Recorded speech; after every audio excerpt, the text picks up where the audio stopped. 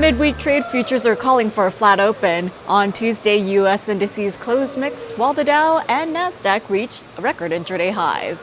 Shares in the automobiles and components, energy, materials sectors were under pressure.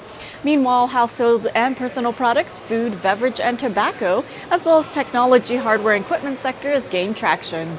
And on the economic data front in the previous session, the U.S. trade deficit improved to $44.3 billion in December from a deficit of $45.7 billion in the previous month. As for year advancers and decliners, 47% of S&P 500 constituents traded higher yesterday.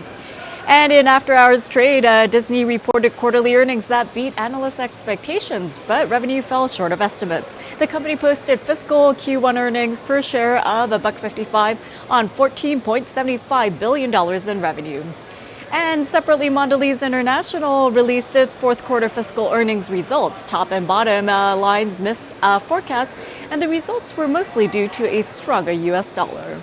Moving on to Amgen, the company announced that the FDA has approved Parsabiv for the treatment of secondary hyperparathyroidism in adult patients with chronic kidney disease on hemodialysis.